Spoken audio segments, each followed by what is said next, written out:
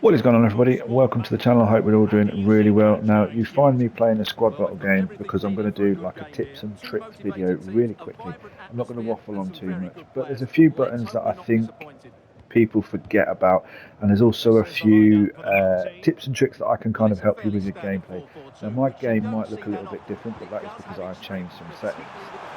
Now, so I'm going to show you a few settings first, just so you can understand what I'm talking about when I show you the gameplay and then the little hints and tips I have in the gameplay. So you can see you have to have it on competitive because if you have it on anything else, when you come to play online, it won't matter. Everybody plays with a competitive online anyway. So if you're an online player, it has to be on there. So we'll just run through quickly some of the setups that I have. So you can copy this if you want to. Through ball, pass assistance, semi, ground pass assistance assisted. I don't play on manual. The pass receiver lock, we have it on animation start. The reason we have it on animation start is because the moment that foot hits that ball, you will see instantly who your next person to switch to will be. And with the settings that we have, it makes it so much quicker for the input, and you have less input delay. So we have it on animation start, precision pass sensitivity we have on high. Um, why would you have on anything else, to be honest? Defending wise, we have it on directional. Defending is advanced again because that gives you the O to make a stand tackle or X to attempt a shoulder charge or seal out. Now, I will come on to the more advanced defending side of things in the gameplay, but for now, we have that on advanced defending, and then auto switching air balls, none classic, player relative. Right stick switching sensitivity is because I use my right stick to change to the player that I want manually. I have it on quite a high sensitivity, so um, yeah, it needs to be 6 or above ideally. Next player switching is classic, reaction time calibration off. We'll just go through these really quickly. Analog sprint is off, of course, trigger effect is off, and vibration is off as well because that is kind of useless. So let's move on to where are we now? Camera. So we'll move on to my camera settings just to show you how I have this set up. So UT competitive camera is enabled, which means if I'm playing in another UT player who's using a UT stadium, for example, the shadows are gone and stuff like that. So that's why we have that. Single player camera, tele broadcast, multiplayer camera, tele broadcast. I don't play career mode, so that is irrelevant. My club's camera is tele broadcast. My rush camera, I just keep it on rush because I like the way that zooms in and out.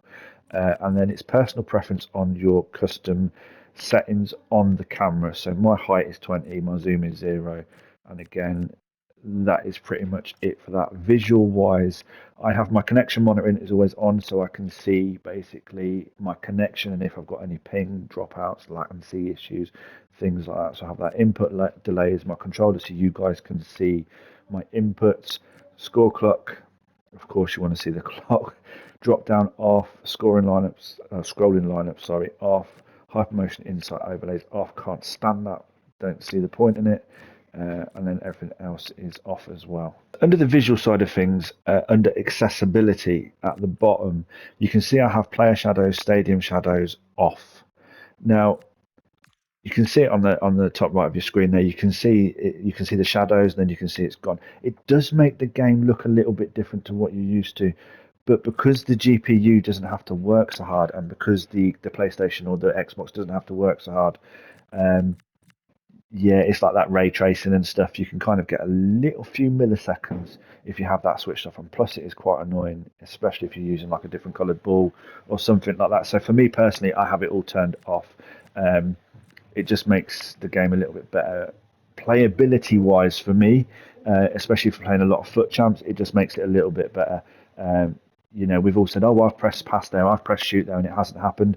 Sometimes you have a little bit of input delay and things like that. So I have mine off to help me out with that. And then, of course, the last but not least is the graphics mode. I have mine favor resolution. This mode provides standard lighting without additional graphical features and also adjusts resolutions during cutscenes. Now, the reason I do that again is for input delay. So this kind of helps me out with that input delay a little bit as well. So that is why I have that. Let me jump into some gameplay tips and tricks as well while we're here, and then you can see what this looks like on my screen. Decide for yourself if it's something that you want, but you can also see the little hints and tricks, the little passing tips that we've got as well that obviously make the game a little bit better. So let's jump into that now quickly. So the first one is low driven power shot, L1, R1 plus shoot plus shoot. Now what you do is you power up the shot and then you shoot again, and that gives you the extra power. If you just double tap shoot, it goes very, very slowly.